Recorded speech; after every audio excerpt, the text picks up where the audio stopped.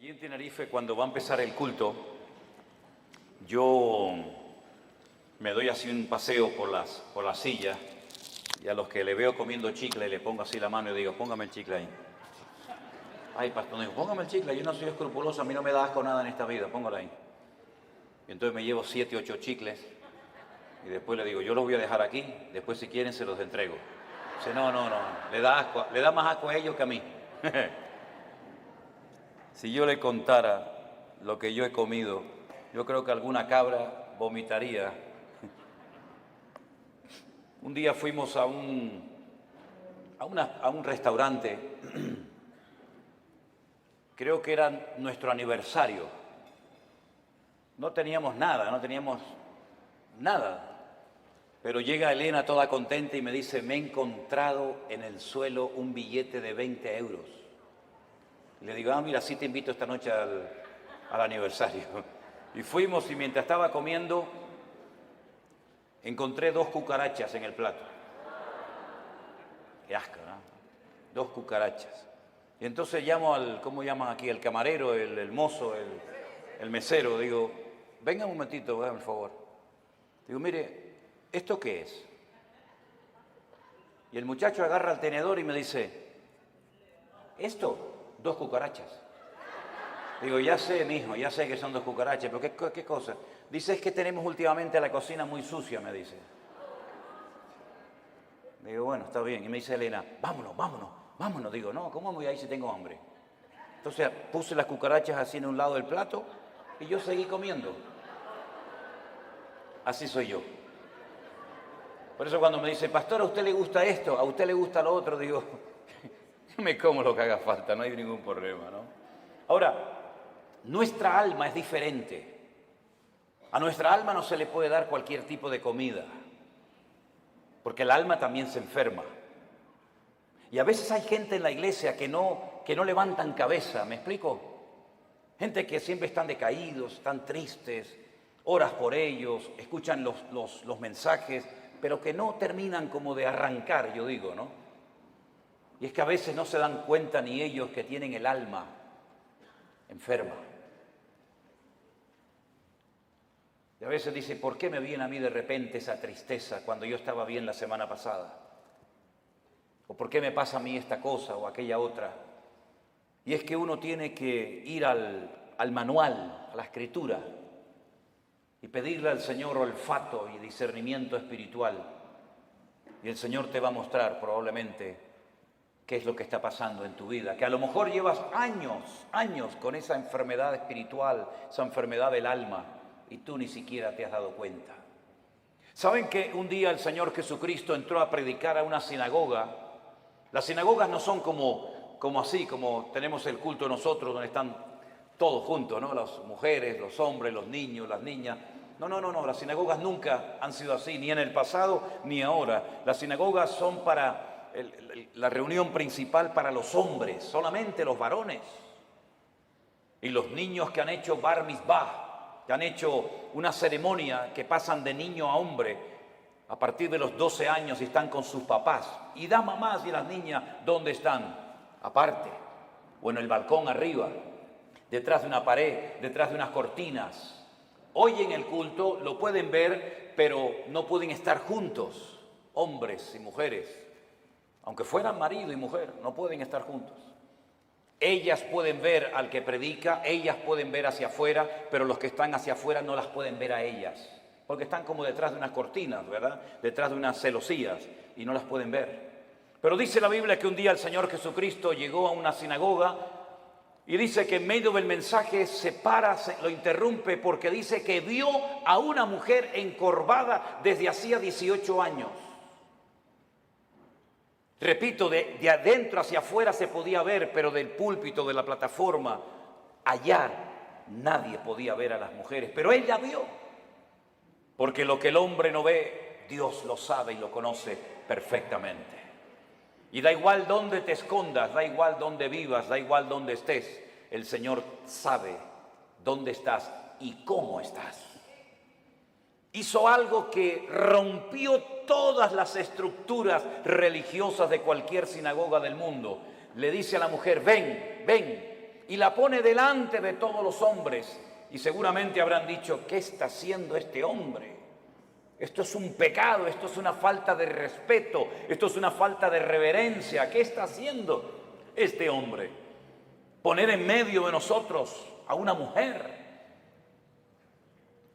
Y dice la Biblia que esta mujer no se podía enderezar. Estaba totalmente curvada su columna vertebral.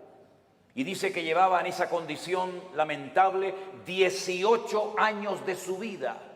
No se perdió un culto, no se perdió una reunión en 18 años, pero siempre estaba igual o peor. Y esa historia solamente está en el Evangelio de Lucas. Marcos no habló de ella, ni Mateo, ni Juan, pero Lucas sí. Y Lucas dice la Biblia que era médico. Y Lucas la observó, a Lucas le contaron los síntomas que tenía y él llegó a la conclusión de que de ninguna manera esta mujer nunca se iba a enderezar. Ahora, el problema aparentemente era un problema físico, pero sin embargo la Escritura dice que tenía espíritu de enfermedad y por eso no se podía enderezar. Fíjese la preposición, las preposiciones son muy importantes, hermano, muy importantes. Como cuando el Señor le dijo a Moisés, desde hasta será tu territorio, pero no te salgas de ahí porque no te voy a dar nada, pero desde aquí hasta allí todo será tuyo. Las preposiciones en la Biblia son tremendamente importantes. Y por eso dice la Biblia que de ninguna manera se podía enderezar, porque era una persona que estaba que tenía espíritu de, no dice un espíritu, sino espíritu de. ¿Y cuál es la diferencia entre tener un espíritu o tener espíritu de enfermedad? Bueno, tener un espíritu significa tener un demonio, ¿sí o no? Tener un espíritu significa tener una presencia demoníaca en tu cuerpo, y entonces cuando una persona tiene eso, las evidencias son muy distintas, amigo. No es lo mismo tratar con un esquizofrénico, no es lo mismo tratar con una persona, digamos, poseída, que con una persona, por ejemplo, que le dan ataques epilépticos, aunque a veces a endemoniados le pasan esas cosas, pero la sintomatología, la patología de la persona es completamente diferente. Y es una lástima cuando a un endemoniado se lo trata como a un loco, o a un loco se lo trata como un endemoniado, que es muchas veces lo que pasa en las congregaciones. No, él está endemoniado. No está endemoniado. Tiene un problema psicológico, problema mental. Por eso hay que orar mucho y pedir sabiduría y discernimiento al Señor para saber ayudar a cada persona según su verdadera necesidad y no lo que a mí me parece que tiene. Porque le puede hacer muchísimo daño a una persona, ¿verdad? Ella tenía espíritu de enfermedad, una tendencia a la enfermedad, una tendencia a ese tipo de problemas que se manifestaban evidentemente de una forma física. Es como personas que tienen tendencia al desánimo, tendencia a la depresión, una tendencia, ¿verdad?, a la crítica, una tendencia al desánimo. Cada uno de nosotros tenemos áreas de debilidad dentro de nosotros, ¿sí o no? Claro que sí, unos más y unos menos, unos más evidentes que otras, pero todos tenemos tendencia, ¿verdad? Hay gente que tiene tendencia a hablar más de la cuenta, ¿sí o no? Bueno, aquí no en Guatemala porque ustedes están en un nivel espiritual diferente al nuestro, ¿no? Pero hay gente que tiene una tendencia a... Me dijo una hermana, dice, hermano, ¿usted cree que yo tengo don de lenguas? Y la miré así de arriba abajo y le digo, no sé si lo suyo es don de lengua, pero tiene una lengua que parece un don, hermana. ¿Sabe? Así que esta mujer tenía espíritu de enfermedad. Jesús, cuando oró por ella, no se manifestó como el endemoniado gadareno, revolcándose, pateando, con espumarajos, con actos de violencia, sino que ella no se movió, no le pasó nada, no hizo nada dramático, no hizo un show, no hizo un espectáculo, sino que el Señor dice que puso las manos sobre ella, cosa que nunca hizo con ningún endemoniado, y le dijo, mujer, eres libre de tu enfermedad. Y entonces dice que ella inmediatamente se endereza. Y claro, el principal de la sinagoga, ante semejante milagro, tenía que haber dicho, gloria a Dios, qué bendición que a esta hermana, que la hemos tenido 18 años en la congregación, por fin puede enderezar su vida y hacer una vida normal. ¿No hubiera sido lo más lógico esa reacción? Pues no fue esa la reacción. No le gustó nada, no le gustó nada lo que estaba sucediendo allí.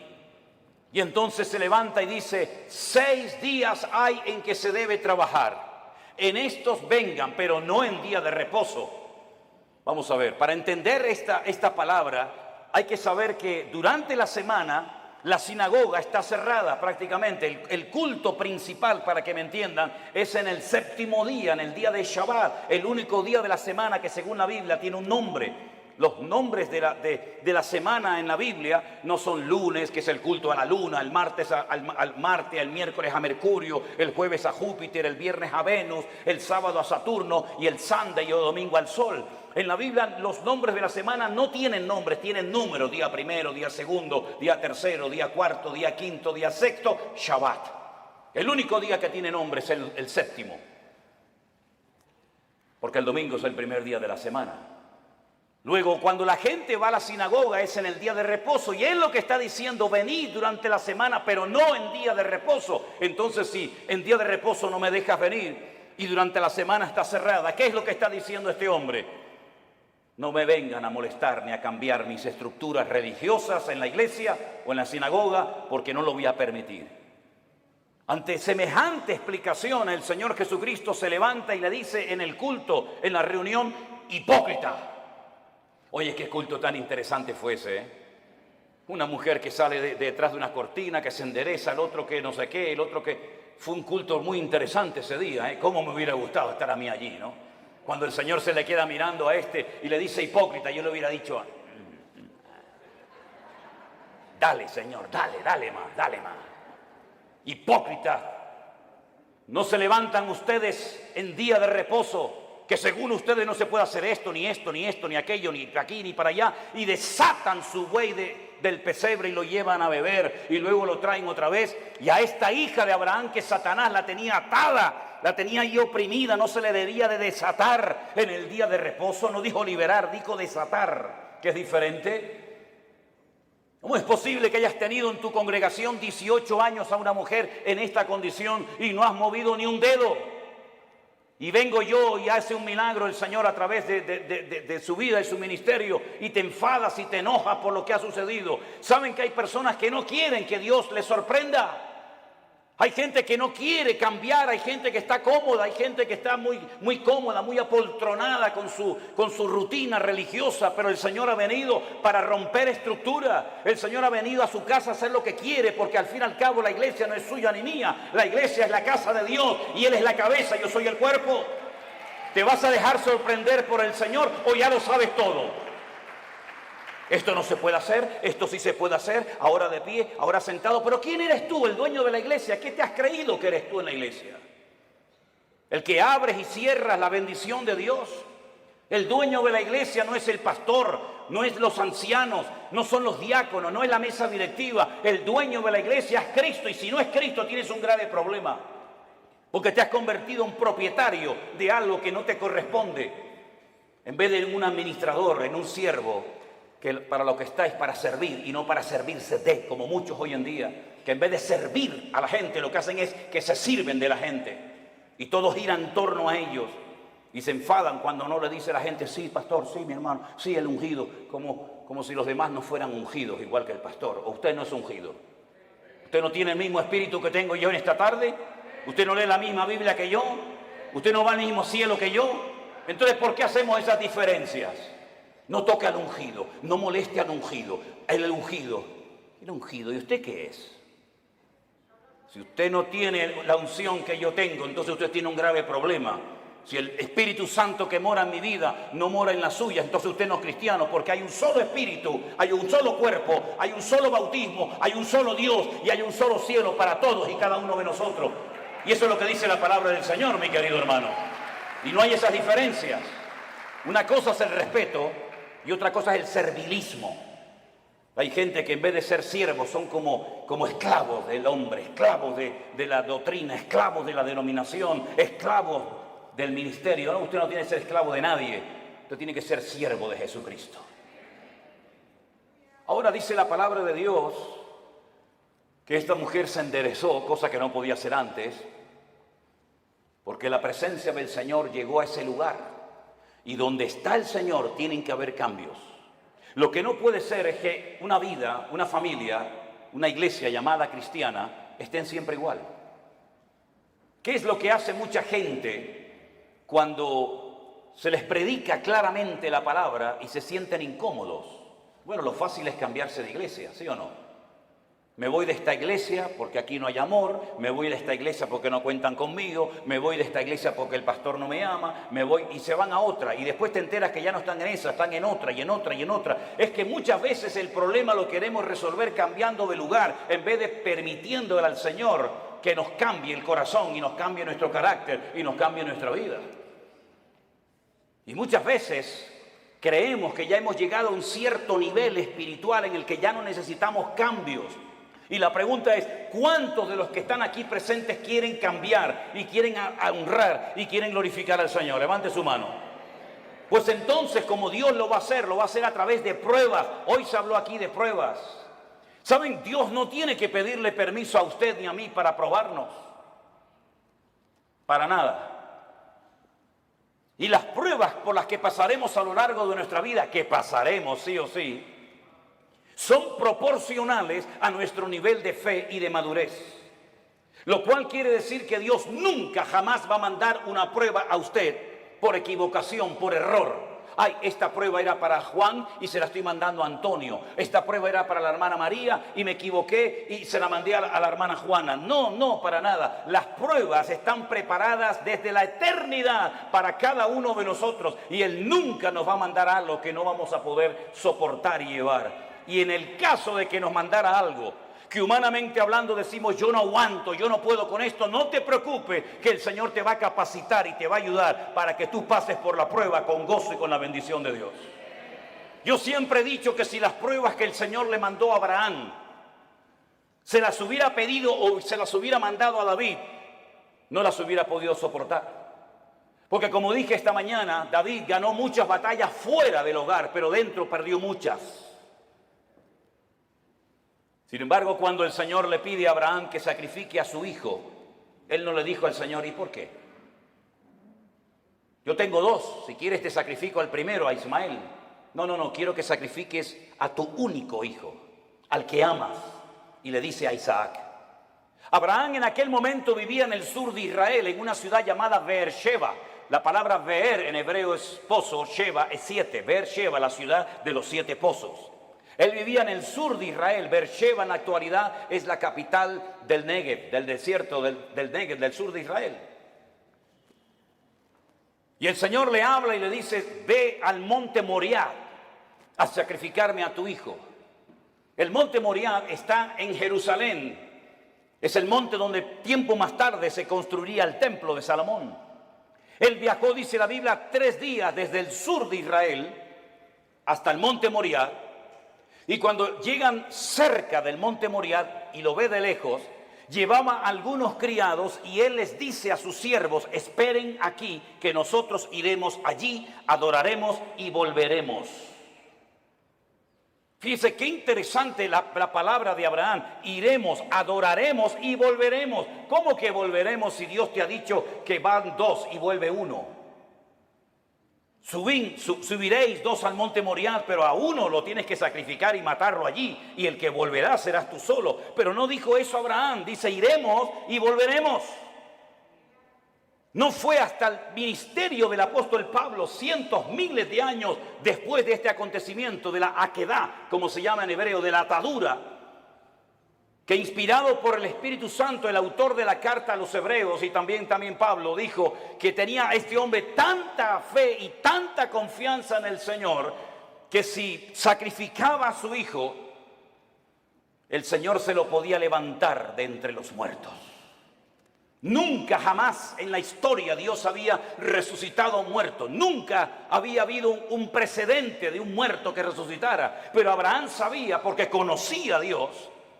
Y eso es muy importante, que tú conozcas la esencia de Dios para que sepas si esto viene de Dios o esto viene del diablo o sabe Dios de dónde viene esta prueba. Él sabía que si mataba a su hijo, Dios se lo podía levantar de entre los muertos. Cosa que metafórica o simbólicamente sucedió. Ahora, muchos se han imaginado toda la vida que Isaac era como un niñito pequeño, que si no quiere ir lo empujo y lo llevo a la fuerza. No, no se equivoque, no es así. Yo he visto en algunas iglesias y he visto en las escuelas dominicales que presentan a un niño de 7, 8, 9, 10 años, que el papá lo sube encima de un altar, lo amarra, saca el cuchillo y lo va a matar. Es que no es así lo que cuenta la Biblia. Si usted saca cuentas, y podríamos ir por los textos para demostrarle lo que le digo, Isaac tenía en ese momento 40 años. 40 años tenía el hijo de Abraham. Y por eso dice que iban ambos juntos, porque Isaac no era tonto. Isaac sabía perfectamente que un sacrificio necesita de una víctima, de un animal, cordero, cabra, oveja, buey o lo que sea. Y por eso él le dice al padre: Padre, veo que llevas el fuego, porque no era la primera vez que subía a un monte a sacrificar algo, a hacer un holocausto. Veo que llevas la leña, veo que llevas todo, pero falta lo principal, falta la víctima, falta el animal. Y el padre le dice: el Señor proveerá, hijo. El Señor proveerá. ¿Tú sabes que el Señor proveerá lo que necesitas? ¿Lo sabes? Abraham sabía que Dios iba a proveer lo que fuera, pero lo iba a proveer. Los dos caminaron lentamente hacia el monte Moriah. Isaac se somete a la voluntad del Padre, porque entiende que la víctima en ese caso, en ese día, va a ser él. Se deja amarrar, se pone encima del holocausto, porque la palabra que aparece en el texto original en hebreo no es que lo matara, sino que lo matara y lo quemara. Lo matara y lo quemara. Imagínate la prueba tremenda. E Isaac se somete y está dispuesto a ser una víctima inocente, porque el Dios de su padre le ha dicho que así se tienen que hacer las cosas. Ahora, Abraham venía de una tierra donde sacrificar a hijos, sacrificar a niños, sacrificar a vírgenes, sacrificar a personas era lo más normal del mundo. Pero él sabía que el Dios de su padre no era un Dios que pedía víctimas inocentes de seres humanos. Pero aunque no entendía nada, se sujeta al plan y a la voluntad de Dios. Hermanos, nosotros no hemos sido llamados para entender todo lo que Dios nos va a pedir y todo lo que Dios va a hacer en nuestra vida. Gracias a Dios no tenemos esa obligación de entender las cosas, pero sí tenemos la obligación y el deber de obedecer a Dios, aunque no entienda la voluntad y la voz de Dios para mi vida. Isaac no dijo: ¿y por qué yo? ¿Y por qué no Ismael? ¿Y por qué esto? ¿Y por qué aquello? Sino se sujetó. Silencio absoluto. ¿Oyen ustedes a Isaac hablando con su padre? ¿Oyen ustedes a Isaac quejándose contra Dios? En absoluto. Porque Isaac en ese momento, aunque él no era consciente, es un tipo de Cristo, sometiéndose a la voluntad del Padre eterno, entregando su vida por todos y cada uno de nosotros. Y en el momento en el que Abraham va a sacrificar a su hijo, dice que se oyó una voz del cielo diciendo: alto, Abraham, no lo hagas. La prueba no se produjo porque Dios quería comprobar la obediencia de Abraham. Es que Dios no te prueba a ti, mi hermano, ni a ti, mi hermana, para saber cómo vas a reaccionar. Es que Dios no necesita probarte para saber cómo eres. Es que Dios no necesita pasarte por una prueba económica, física, espiritual o de la índole que sea para comprobar si eres obediente o eres un rebelde, si eres una persona espiritual o eres un cabezón. Dios no necesita probarte para sacar conclusiones. Ya Dios te conoce desde el vientre de tu madre. Las pruebas son para que tú descubras cómo eres tú realmente delante de Dios. Es un test, es un examen, es una prueba que Dios te pasa a ti para que sepas si verdaderamente amas a Dios o no lo amas. Para que te des cuenta si eres tan obediente como dices o aparentas ser. Las pruebas no son para demostrarle a Dios nada, son para demostrarte a ti mismo el tipo de creyente que tú eres. No el que te gustaría ser, sino el que realmente eres en ese momento. Y en esa prueba sale tu verdadero yo. Sale lo mejor de ti o puede salir lo peor de ti. Es en la prueba donde se ve realmente si se puede contar contigo. Todo eres bla, bla, bla, bla, bla, planes, proyectos, ideas, pero a la hora de verdad no vales para nada. Es en la prueba donde se demuestra si tú verdaderamente tienes paciencia y tienes temor de Dios y respetas al Señor y estás dispuesto a sacrificarte. Las pruebas, repito, no son para demostrarle a Dios nada. Las pruebas son para que tú te des cuenta el tipo de madurez, tus debilidades, tus carencias o tus puntos fuertes. Y es interesante notar que no fue necesario que Abraham sacrificara a Isaac, porque quedó bien claro para todo el mundo allí presente y para las futuras generaciones que Abraham era un hombre que amaba a Dios. Fíjense qué interesante que Abraham nunca leyó la Biblia.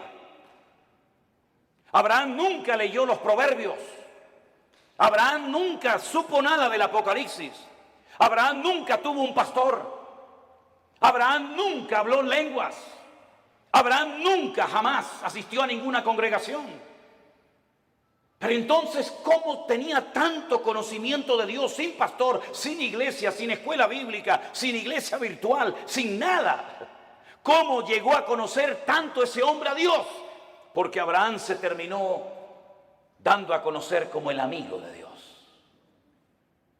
¿Y por qué fue amigo de Dios? Porque Jesús tiempo más tarde dijo: ¿queréis ser mis amigos? Pues haced todo lo que yo os mando. Esos son los amigos verdaderos de Dios. Aquellos hombres y mujeres que, aunque no entienden lo que está pasando, ni cuánto va a durar la prueba, son capaces de someterse a la voluntad de Dios, sin entenderlo todo, pero que conocen a Dios por la comunión y por la relación que tienen con Él. ¿Cuántos dicen amén? Lo mismo le pasó a José. José nunca fue a ninguna iglesia.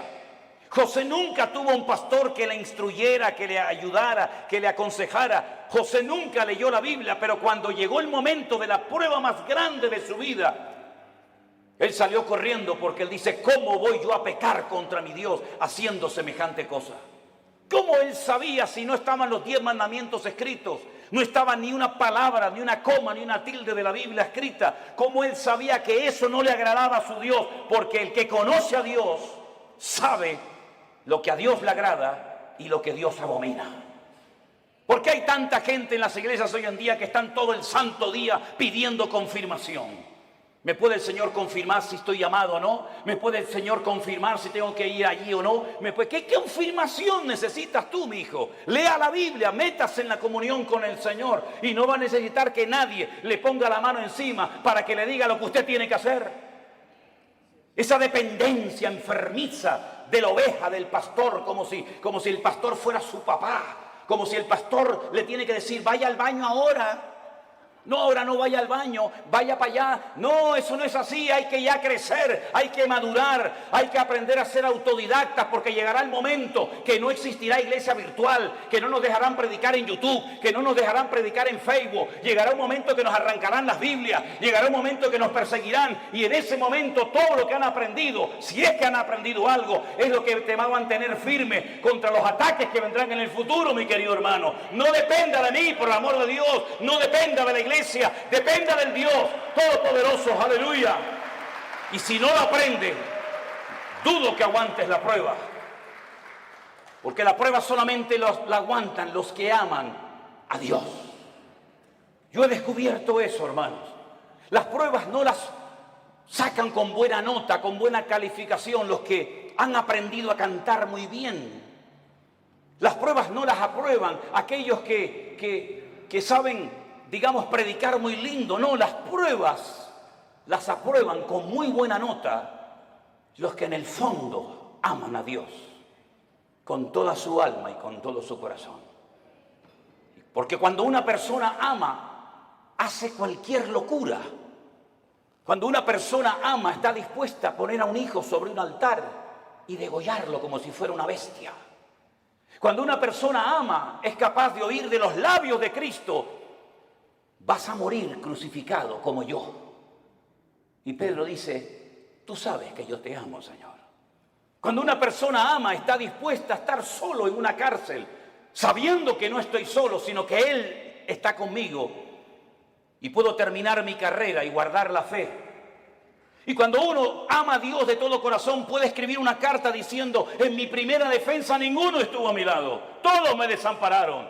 pero no lo habla desde la amargura, no lo habla desde el rencor o el resentimiento, sino que dice, no se preocupen, hermano, Demas me abandonó, Alejandro me causó muchos males, el otro se fue por aquí, el otro se fue por allá, me sacaron de la celda, me llevaron al juicio, nadie estuvo a mi lado, pero el Señor estuvo a mi lado y me dio fuerzas, aleluya, y me guardó de la boca del león. En el peor momento de su vida, cuando todos, Timoteo, Tito, Priscila, Aquila, Silas, el otro tenían que estar con Pablo, ni uno apareció. Pero el Señor estuvo a mi lado y me libró de la boca del león y me seguirá librando. A Él la gloria y la honra y el imperio por los siglos de los siglos, dice Pablo. A ese nivel tenemos que llegar. A ese nivel de fe, a ese nivel de madurez, a ese nivel de esfuerzo y sacrificio es al que tenemos que llegar todos y cada uno de nosotros. Porque todos vamos a ser probados en mayor o en menor medida. Y dice la Biblia que los que son fieles y aman al Señor, Dios nos guardará de la hora de prueba que ha de venir sobre todas las naciones de la tierra. Hace años atrás la gente de Europa venía a América, cuando el continente europeo quedó totalmente arrasado por la Segunda Guerra Mundial. Alemania quedó destrozada completamente, Italia quedó destrozada, toda Europa plagada de muertos, edificios derrumbados, familias destruidas, 6 millones de judíos asesinados en los campos de exterminio nazi. No había esperanza, no había trabajo, no había comida, no había nada. La gente cogía barcos y se iban a Argentina, se iban a Cuba, se iban a Venezuela, como mis antepasados se fueron en barcos de vela a Cuba, Argentina, a Venezuela, porque eran países que ofrecían una esperanza a millones de personas que lo habían perdido todo, padre, madre, salud, casa, de todo. Pero ya eso pasó a la historia, mis queridos hermanos. Y más ahora que hemos conocido y hemos descubierto la perla de gran precio, que es nuestro Señor Jesucristo. Yo no necesito ir a los Estados Unidos para ser bendecido. Yo no necesito irme a países árabes o a Dubái, porque allá hay mucho trabajo. ¿Es que acaso el Dios de Guatemala o el Dios de Nicaragua o el Dios de Haití o el Dios de Cuba o el Dios de Japón es más pequeñito que el Dios de allá? ¿No ha dicho el Señor, yo estaré contigo todos los días hasta el fin del mundo? ¿No nos ha demostrado el Señor que Él es el dueño de la plata y del oro? Que no es mi esfuerzo personal, sino es la misericordia y la grandeza de Dios lo que a mí me permite hoy comer, vivir, respirar y tener victoria en mi vida. Permítame decirles que este muchacho que estuvo a punto de ser sacrificado, imitando o intentando imitar el ejemplo de su padre, cuando hubo miseria y los animales no tenían pasto para comer y faltaba el agua en los pozos, él sintió en su corazón hacer lo mismo que hizo su padre, que ir a Egipto. Oye, cada vez que había hambre y miseria en Canaán, siempre había de todo en Egipto. Nunca faltaba el agua, nunca faltaba el pasto, siempre en Egipto había de todo. Y el Señor le dice a Isaac, no vayas a Egipto. Pero Señor, mi padre fue a Egipto. Claro que tu padre fue a Egipto. Y Egipto se le metió en su casa. ¿O no te acuerdas de tu hermanito Ismael, de quién nació? Y no te acuerdas de doña Agar, no te acuerdas que se fue de Egipto, pero Egipto se le metió en la casa. Tú no tienes que ir a Egipto para nada, tú te quedas aquí. Pero Señor, yo vivo en Beersheba, yo vivo en un desierto, no hay agua, no hay nada. Y el Señor le dice, siembra. ¿Pero dónde? Siembra ahí en la arena, siembra en la arena. Y después, ¿cómo riego la semilla? Escarba, busca, y empezó a escarbar, ¡pum!, le salió agua. Y vinieron los enemigos y dijeron, hay que taparle el pozo. Y le taparon el pozo. ¿Y ahora qué hago? ¿Me voy a Egipto? No, vete más allá.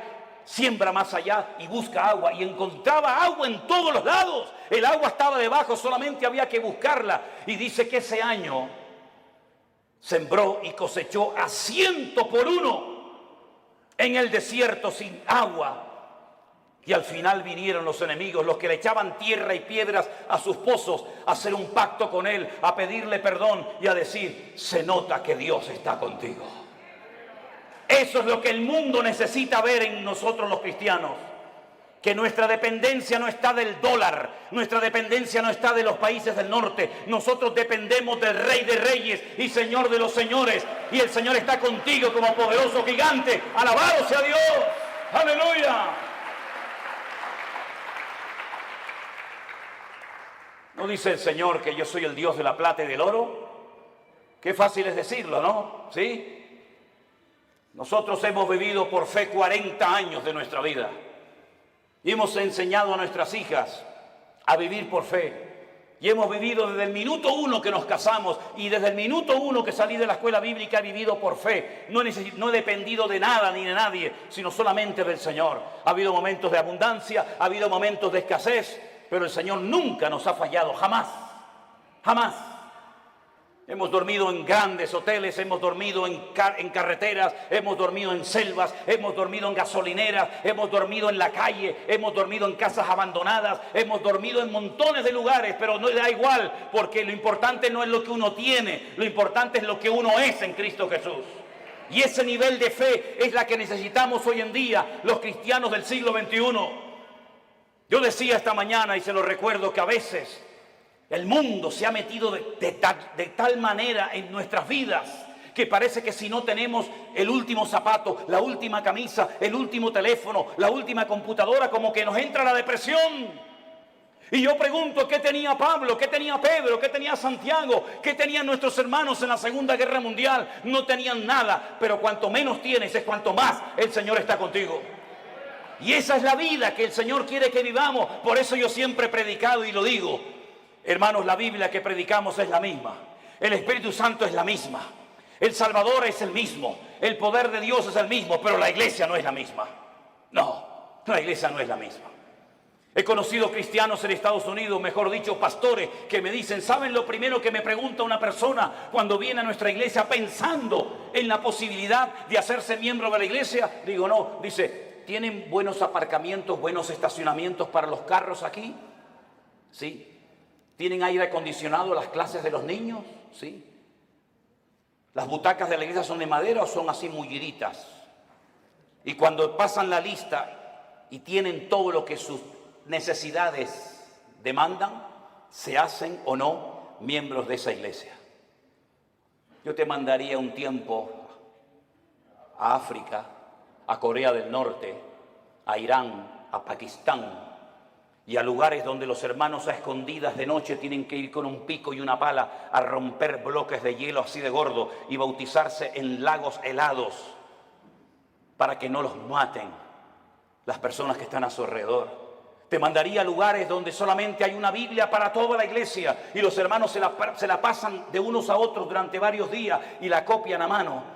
Y yo tengo Corintios, yo tengo Efesios, yo tengo Gálatas, yo tengo Romanos, yo tengo los Proverbios, porque hay una sola Biblia para toda la iglesia. Cuando estábamos en Kenia y nos enfermábamos y lo primero que pensamos era en ir al médico, los de allí nos decían, no, no hace falta. ¿Cómo que no? Dice, no, vamos a orar, vamos a orar.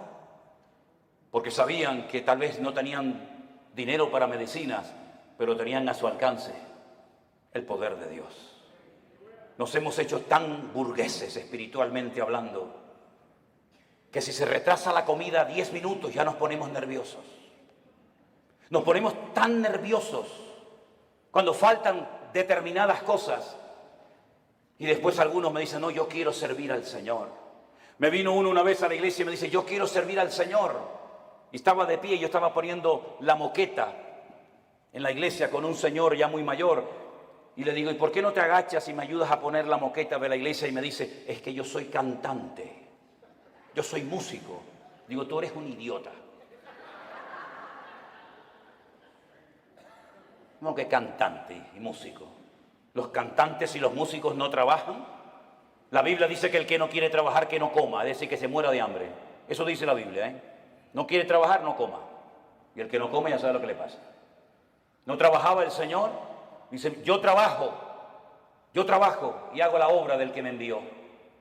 En otras palabras, mis queridos hermanos, la iglesia tiene que despertar y darnos cuenta de que si la iglesia sigue viviendo como ha vivido en estos últimos 30, 40, 50 años, por eso la iglesia entró en una decadencia, por eso el mundo se metió en la iglesia, Por eso la gente ha salido herida, por eso la gente ha comido veneno y comida caducada en las congregaciones. ¿Por qué? Porque nos hemos agarrado a cosas y hemos convertido la iglesia en el campo, cuando la Biblia dice que el campo es el mundo, no la iglesia. Y por eso para algunos la iglesia virtual era una locura, porque necesitan el púlpito, necesitan la banca, necesitan tocar. Y el Señor nos ha enseñado que sin púlpito, sin banca, sin nada, el Señor ha alimentado y bendecido a su pueblo en todas las naciones de la tierra. Por eso yo les animo a todos y a cada uno de ustedes que no olviden todo lo que hemos aprendido desde marzo del 2020 hasta el día de hoy. Que no tengamos una amnesia, sino que recordemos todo lo que el Señor nos ha venido enseñando y mostrando día a día. Estos testimonios de gente cambiada, estos testimonios de gente sanada, testimonios de familias restauradas, todo esto lo ha hecho el Señor sin necesidad de que una persona sea la estrella y el protagonista. La obra la ha hecho el Señor nuestro Dios, al cual le damos a Él siempre toda la gloria y toda la honra. Aleluya. Así que, mi querido hermano, Dios sí que nos guardará de las pruebas, claro que sí, pero nuestro nivel de madurez tiene que ser elevado. Me sorprendió mucho cuando fuimos a la cárcel el otro día, los pastores, sí, pastores que están allí también cumpliendo condena, privados de libertad, pero saben que ese es el momento y el lugar donde tienen que estar atendiendo y ministrando a otras personas. Cada uno de nosotros tenemos un lugar en el cuerpo de Cristo. Yo sé cuál es el mío y cuál no es el mío. Pero yo quiero que usted cierre sus ojos en esta tarde y a partir de hoy se proponga seriamente decirle al Señor cuál es mi sitio y cuál no es mi sitio. ¿Qué tengo que hacer y qué no tengo que hacer? ¿Qué tengo y qué no tengo? Pedro le dijo a aquel paralítico: no tengo. No esperes de mí plata y oro porque no tengo, pero lo que tengo te lo voy a dar. La Biblia dice que antes de que una persona sea usada, primeramente tiene que ser probada. Nadie puede ser usado en el reino si no es probado primeramente.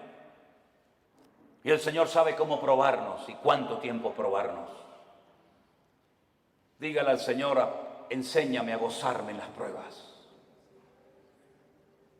Descubre mi corazón para que realmente me dé cuenta si verdaderamente yo te amo o no te amo tanto. Hemos visto que el Señor nos ha bendecido, nos ha prosperado, nos ha usado, pero todavía queda mucho camino por recorrer, hermanos, muchas almas, muchos países que visitar, muchos lugares donde ir. Y si somos fieles y obedientes al llamado de Dios, Dios seguirá guiando nuestros pasos y fortaleciendo nuestras vidas. Señor, te damos gracias en esta tarde por este día de victoria, de bendición que hemos pasado juntos, Señor. Gracias por los hermanos que se han bautizado. Gracias por los testimonios que hemos oído. Gracias por el tiempo que hemos podido pasar juntos en armonía. Pero sabemos que estos solamente son unos pocos días, que la vida realmente está allá afuera esperándonos. Yo te ruego, Señor, Dios del cielo y de la tierra, que traigas madurez a nuestros corazones y a nuestras vidas. Que estemos dispuestos a ser probados y a gozarnos en las pruebas. Bendito sea tu nombre, Señor. Busque a alguien en este momento y ore con él junto, por favor. Busque a alguien, sea esposo, sea su marido, sus hijos, un hermano que no conoce de nada, da igual. En estas reuniones, en estos encuentros que hacemos, se produce algo muy bonito. Y es ver hermanos de la misma ciudad que no se conocían, que aquí en estas reuniones se conocen. Hermanos que no se conocían de nada antes, ahora se hacen amigos y se dan abrazos. En estos lugares le hemos demostrado al mundo que somos capaces de juntarnos con hermanos pentecostales, con hermanos bautistas, con hermanos metodistas, con hermanos de cualquier denominación. Y somos capaces de juntarnos juntos y alabar a Dios y honrar a Dios sin levantar en alto una bandera, sin levantar en alto el nombre de un hombre o de una denominación. Dios está rompiendo barreras, hermanos queridos. Pastores de diferentes iglesias vienen a nuestros encuentros, vienen a nuestras reuniones y juntos alabamos al Señor. Y eso es algo milagroso que nunca se había dado, o por lo menos hace mucho tiempo. Aquí nos juntamos hermanos de diferentes nacionalidades, ricos, pobres, blancos, negros, hermanos que tienen una tendencia denominacional, hermanos que tienen otra creencia denominacional, hermanos que levantan las manos, hermanos que no levantan las manos, hermanos que hablan en lenguas, hermanos que no hablan en lengua. Eso es lo de menos. Lo que nos une no es eso, lo que nos une es el amor de Dios. Y lo que queremos es impactar al mundo con el amor de Dios en nuestros corazones. Aleluya. Recibe la gloria, mi Dios. Y así orando los unos por los otros, te damos gracias por tu fidelidad. Gracias por tu palabra, Dios mío. Aleluya. Gracias, Señor, por el milagro de la iglesia. Gracias, Señor, por los hermanos que vienen haciendo grandes esfuerzos para venir a comer palabra viva. Que nunca se pierda este amor, esta unidad, esta armonía, sino que nos mantengamos unidos, y ahora más que nunca. Bendiga a su hermano, dígale: Señor, bendice esa casa, bendice esa familia, bendice a ese hombre, ese anciano. Llénalo de tu nube de gloria, Señor. Y dígale: hermano, me comprometo delante de mi Dios a dejar mis prejuicios a un lado. Me comprometo delante del Señor a dejar las diferencias a un lado y amarnos como tú nos has amado, Padre Celestial. Aleluya. Gloria a tu nombre. ¿Qué nota es?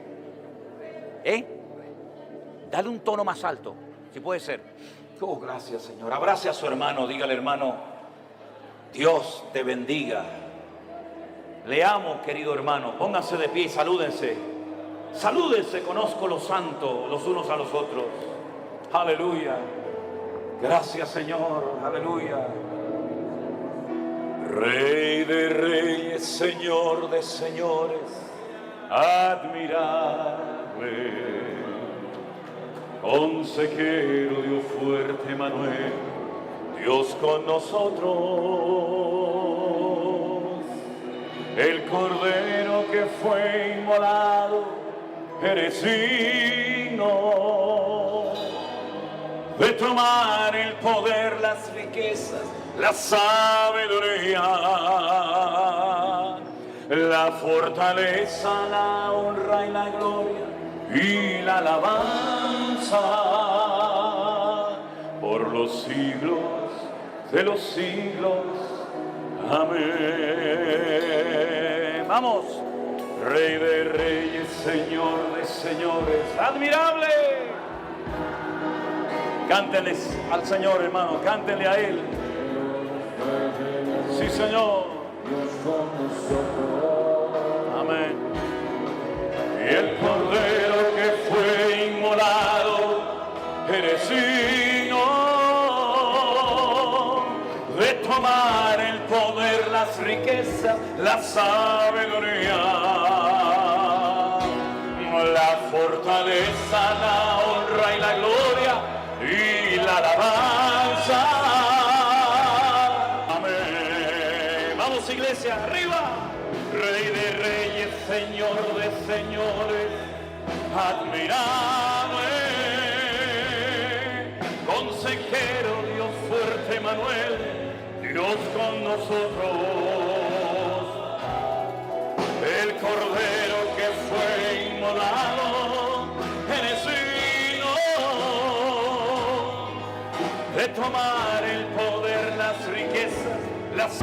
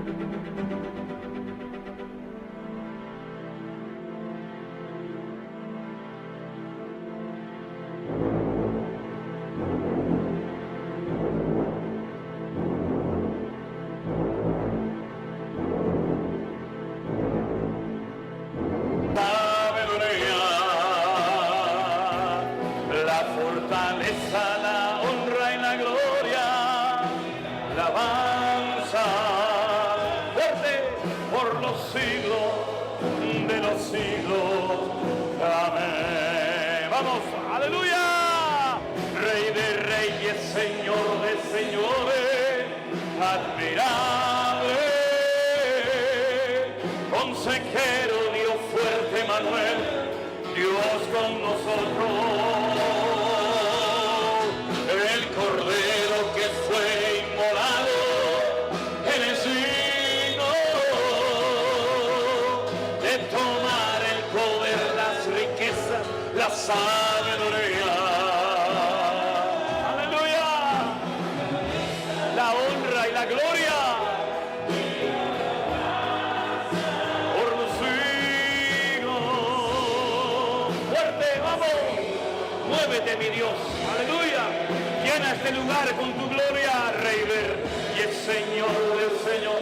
Muévete, Señor, en cada vida. Toca, Dios, en el nombre de Jesús. Dios fuerte, Manuel, Dios con nosotros. El Cordero que fue inmolado en el siglo de tomar el poder, las riquezas, la sabiduría, la fortaleza, la honra y la gloria. Amén. Por los siglos de los siglos. Amén. Por los siglos de los siglos. Amén. Por los siglos de los siglos. A ver ese aplauso fuerte. Amén. Aleluya. Gracias, Señor. Amén. Y amén. Aleluya.